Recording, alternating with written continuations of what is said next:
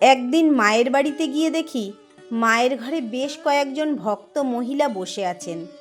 মা শুয়েছিলেন। আমাকে দেখে হাসি মুখে মা বললেন, এসো এসো, আজ যে মেয়েকে নিয়ে আসোনি, ওরা সব ভালো আছে তো? আমি বললাম, হ্যাঁ মা, সবাই ভালো আছে। মেয়েকে আনলে বড় জ্বালাতন করে আপনাকে, অতিষ্ঠ করে তোলে সবাইকে, তাড়াতাড়ি চলে যেতে হয়, তাই আজ ওকে রেখে এসেছি। মা হেসে বললেন, কই, আমি তো বাপু বুঝতে পারি না আমাকে বিরক্ত করে। তাছাড়া ছোট ছোট ছেলেমেয়েরা একটু দুষ্টুমি তো করবেই। এই যে রাধিকে দেখছো, ও কি কম বিরক্ত করেছে? ওর মা তো পাগল, ওর যত কিছু আবদার আহ্লাদ সব আমার কাছেই। আর কি যে বায়না, কথায় বলে না, ভিজে চিনি শুকিয়ে খাবো, শুকনো চিনি ভিজিয়ে খাবো, সেই রকম বায়না রাধির। বায়না না মেটাতে পারলে শুরু করে দিত চিৎকার, কান্না। কত কিলচর যে আমাকে দিয়েছে কি বলবো। আমার উপর রাধির অত্যাচার দেখে আমার মা অস্থির হয়ে যেত। গজর গজর করে বলতো, নিজের পেটের তো একটা হলো না, যত সব পরের ঝঞ্ঝাট নিয়ে কেমন করে যে তুই হাসি মুখে থাকিস বাপু, তা বুঝি নে। আমি আবার মাকে কত রকম বলে তবে শান্ত করতাম। কথাগুলি বলে মা একটু চুপ করে থাকলেন। ওই সময় একটি ভক্ত মেয়ে হাসতে হাসতে বলল, আচ্ছা মা, আজ যদি দিদিমা থাকতেন তাহলে আরও কত অধৈর্য হতেন। আজ কত ছেলে মেয়ে মা মা বলে এসে আপনাকে এত বিরক্ত করছে। আমরাও তো আপনার পেটে হইনি, তা বলে কি আমরা আপনার ছেলে মেয়ে নই?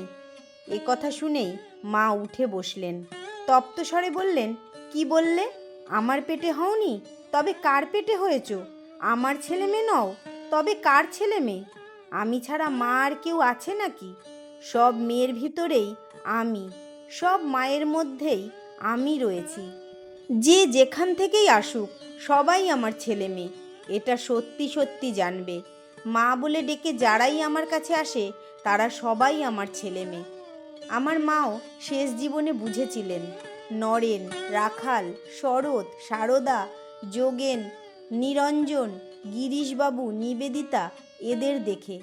তাদের মা ডাক শুনে কত খুশি হয়েছিলেন মা।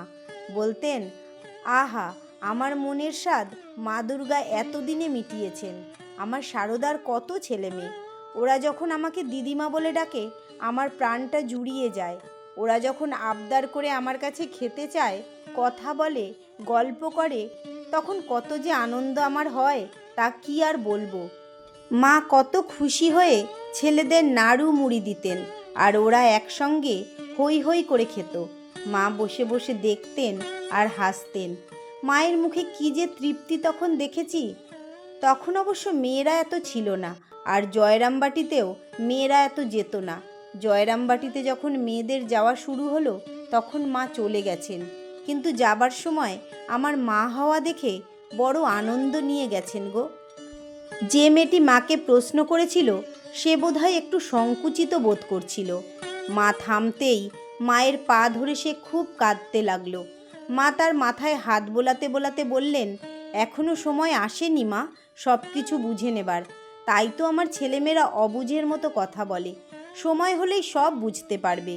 আসলে আমরাও তো আপনার পেটে হইনি, এই কথাটা মায়ের কাছে ছিল অসহ্য। মহিলাটি বারবার মায়ের কাছে ক্ষমা চাইছিল। মা কিন্তু ক্ষমার মূর্তি হয়ে হাসছিলেন আর তাকে বোঝাচ্ছিলেন। দৃশ্যটি দেখে ওখানে সকলের চোখে জল আসছিল। মা কিছুক্ষণ পর বললেন, দেখো মা, সবাই কি সহজে বুঝতে পারে? সংসারে মানুষের কত কষ্ট। এইসব কষ্ট দেখেই তো ভগবান বারবার নেমে আসেন। কিন্তু ভগবানের অবতারদের কজন চিনতে পারে, কজন বুঝতে পারে? যখন তারা চলে যান তখন লোকে ক্রমশ বোঝে। মা কি বলতে চাইছিলেন? স্বয়ং জগদম্বা পৃথিবীতে নেমে এসেছেন তার রূপে। তাকে জগতের মা বলে এখন সবাই চিনতে পারছে না, কিন্তু ক্রমে পারবে।